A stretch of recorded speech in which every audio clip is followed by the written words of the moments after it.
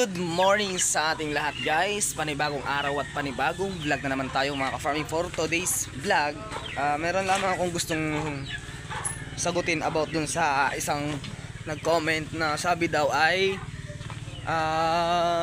mahirap daw bang mag-alaga ng kambing pag tag-ulan? Mahirap nga ba? So yun ang pag-uusapan natin ngayon mga ka-farming, dahil sabi ko nga sa inyo, i-comment nyo kung ano yung mga gusto nyo i-comment, basta about lamang sa pag-aalaga ng kambing. So yun guys, bago natin umpisan itong ating vlog, kung hindi ka pa nakapag-subscribe sa aking YouTube channel, please subscribe to my YouTube channel at i-click mo na rin yung notification bell para like ang updated sa aking mga video, at mag-iwan ka na rin ng comment dyan sa baba at aking babasahin. Kung may mga katanungan ka, comment mo lang dyan. So subukan natin sagutin hanggang sa abot ng ating makakaya. So yun guys, sisimula tayo ngayon sa topic na to, kung saan nag-comment yung isang subscribers natin na nahihirapan daw ba ako sa pag-aalaga ng kambing lalo na pag tag-ulan. So sasagutin natin yan. Papapasukin lang muna natin ang ating intro. Pasok! Kuya Don TV.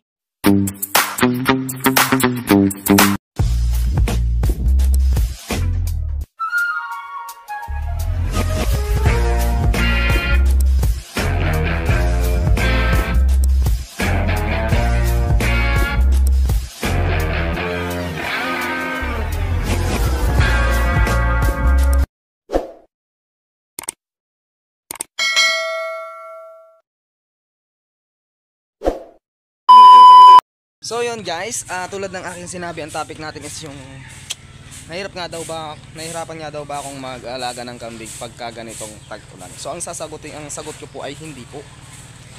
Ba't naman ako mahihirapan, lalo na pagka ganito ang inyong kulungan?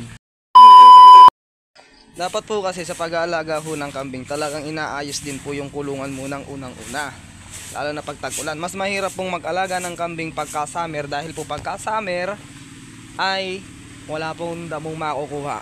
Pero kailangan po sanang kulungan nyo is ganito. Yung dumi ng kambing natin ay nasa baba, para nang sa ganun naman ay hindi nila mahigaan. Kumbaga parang nakasetup dapat. Mag-setup muna kayo ng kulungan nyo na maganda. Huwag yung sa sahig, huwag yung sa lupa, para hindi po magkasakit ang inyong kambing at hindi nila mahigaan ang kanilang ihi, mga ka-farming. Yan mga ka-farming. At sa pagkain naman, dito sila kumakain lahat.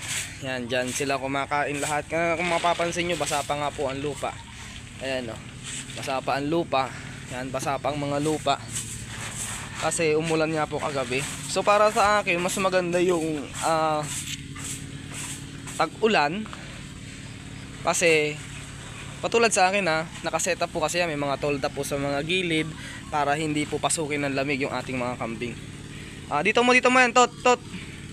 Nabasa ba yan? Hindi. Dito yan sa taas. Taas mo yan, taas mo. Sayang yan. Yan, katulad po niya, nagpapakain po sila sa taas, hindi po sa baba. Ayan po. Nalobat yung ating cellphone.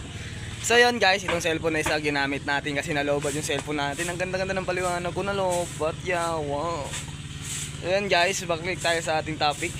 Guys, katulad nga ng aking sinabi, mas maganda pag tag-ulan, kasi pag tag-ulan nakakakuha tayo ng maraming damo. Kahit dito lang tayo sa baba kumuha, marami dyan. So hindi po mahirap ang mag-alaga ng kambing pagka tag-ulan, kasi maraming tumutubong damo na pwedeng kainin ng ating mga alagang kambing kumpara mo pag summer. Kasi pag summer po, naranasan na ho naming dumayo sa kabilang baryo, sa malalayong lugar. At kinainam lang din po, bintahi po sa pag-aalaga ng kambing kung may service. Kasi pwede kang dumayo sa kabilang barangay, kabilang lugar para makakuha ng mga damo. Yan po ang kinaganda ko niyan mga ka-farming. Yan. Kaya yung mga bata na yan, mga tao na yan, hindi sila nahihirapan kasi yan, katulad niya, winawalis lang nila. Yung tae ng kambing ay nahuhulog lang din sa ilalim. At yung ihi nila ay hindi din naman nahihigaan. At yung pagkain naman nila, katulad niyan, yung pagkain nila nasa taas lang, kukunin na lang nila mga ka-farming. At yun mga ka-farming, wait lang tat. Hindi po mahirap ang pag-aalaga ng kambing pag tag-ulan. Mas pabor pa nga sa akin na pagka tag-ulan, kasi marami silang makukuhang damo na pwedeng kainin nila kumpara sa tag-init mga ka-farming. Yun po ang bintahe pagka tag-init ay tag-ulan. Yan, katulad nito, ayan, tignan nyo, oh. nasa sahig. Diretso sa baba yung dumi nila mga ka-farming. Diretso sa baba yung dumi nila. Hindi po tayo mahihirapan na magwalis-walis katulad nito. Ayan. Kumbaga parang pag kayo nag-alaga ng kambing, i-set up nyo muna yung kulungan talaga para nang sa ganun naman hindi sila basta-basta nagkakasakit. Yan o, tingnan nyo. Tingnan nyo yung sahig nila. Hey, Dappled. Dappled, labas dyan, Dappled. Dappled. Labas dyan. Tsaka yung pagkainan nila katulad yan o. Yan, napakasimpleng pagkainan lang. Yan, hi baby. Yan po, tignan nyo. Ganito lang po yan. Hindi po kailangan na i-ano nyo yung kambing na pahirapan pa yung buhay nila. Kasi nagkakasakit po ang kambing gawa po ng sa sahig po sila natutulog. Sa lupa, nalalamigan mga ka-farming. Kaya maganda rin ho talaga na ano. O Tot, magbigay ka nga ng tiki-tiki. Bigyan mo nga ng tiki-tiki to si ano. Oh, hindi mamaya na 'yon. Kasi yan, katulad po niyan mga ka-farming. Tignan niyo, napakaganda ng ano ng kambing natin kasi hindi po nila nahihigaan yung dumi. Hindi nila nahihigaan yung dumi mga ka-farming. Ito pong kambing ko na to ay triplets line. Magtataka kayo bakit maliit tong isa na to. Gawa ho ng siya yung pinakabunso. Tatlo po yung magkakapatid, namatay na po yung isa. Yan, triplets line. Yan, pakita mo.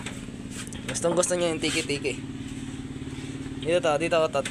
So yun mga ka-farming, sana nasagot nyo yung comment na mahirap daw ba mag-alaga ng kambing pag tag-ulan. Hindi po, para sa akin na matagal na po, 2020 pa ako nag-alaga ng kambing, hindi po mahirap. Mas mahirap po pagka summer. Tingnan nyo, kusang lumalapit sila. Tiki-tiki nga po pala yung binibigay. Yan, tiki-tiki ang binibigay ng kambing natin. Ay, ng kambing. Ginawa na kitang kambing Otot. Tiki-tiki ang binigay ng ni Otot para dun sa mga kambing natin. Ayan. Ayan po.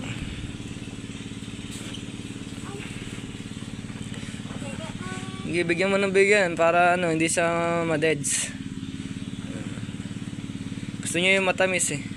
So sana nasagot yung inyong katanungan about sa mahirap ba na alagaan ng kambing. Bigyan mo yung isa. Bigyan mo yung mga maliliit boy. Katulad nito si Dappled. Diba? Maganda po mag-alaga ng kambing pagka tag-ulan. Kaya nga lang po, pag nag-alaga din kayo, huwag nyo ring hayaan na pasukin ng lamig. Katulad niya, may mga tolda ho yan. Kasi pagka umulan ho, ay hayaan mo lang yan. Hindi lalabas yan sa baba. Diyan lang yan. May mga tolda na yan, at least kahit paano protection para pagka malakas ang hangin, malakas ang ulan, hindi basta-basta makakapasok. At pansinin nyo, yung dingding may yero din yan sa gilid para hindi ho sila basta-basta pasukin ng ayun yung isa yun si Dappled, bigyan mo lamig. Hindi po sila basta-basta pasukin ng lamig mga ka-farming. At nakaset up na rin po yung mga pagkainan nila yan para pagkatag-ulan dyan ko sila ilalagay. Pero pagkatag-init katulad nito, sumikat na naman yung haring araw, maya dahil ang oras natin is alas 7 pa lang naman. So mamaya mga alas 8, alas 9 lalabas na ho namin sila. Kung hindi naman totally lalabas, ubuksan lang namin itong kulungan na ito. At sila na pong bahalang lumabas. Kasi may mga time na tinatamad pa silang bumaba. Gawa nga po ng basa yung lupa mga ka-farming. Gustong gusto ho nila. Bigyan mo nga si Pangit. Si Pangit o, ayan o. Bigyan mo si Pangit. Ano ba yung mga kambing natin si Pangit? Alagang tiki-tiki. Hindi, ipapaamoy mo lang sa kanya yung tiki-tiki. Tingnan mo, kukunin niya yan. Paamoy mo. Kukunin niya yan. Pusit-sitang basa eh. Taas mo. Gusto niya yan. Yan po si tatay po niyan is Anglo. Para mo ng basa eh. Tikman niya na. Sawa na siguro sa tiki-tiki. Pusit-sita magamin. Oh yan, kinuha niya na. Ayan mo na. Yung dalawa na yun. Yun pagka ganon, mga ka-farming, share ko lang din. Pagka ganito ho na nakayukyuk ang nakababa yung kanilang buntot, ibig sabihin lang ho niyan, nilalamig pa. So, wag po natin silang piliting lumabas. Okay na yan, boy. Pasok nyo ulit at mamaya na tayo magpapalabas ng kambing natin. Mamaya tayo magpapalabas ng mga kambing natin. Kasi maaga pa naman. Mga ka-farming, sana nasagot yung inyong katanungan na yung sa isang subscribers ko. Di ko na kasi makita yung comment niya eh. So yun, para sa akin, napakadali lang naman mag-alaga ng kambing. Para sa akin, mas madaling mag-alaga ng kambing pagka tagulan. Kasi marami pong nakukuhang damo.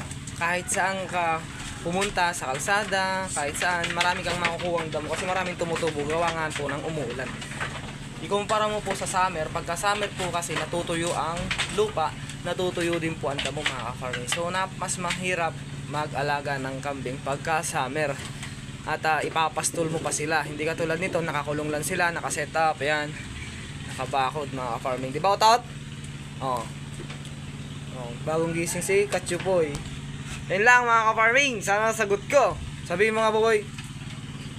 Peace out. Peace out. Sa ating lahat.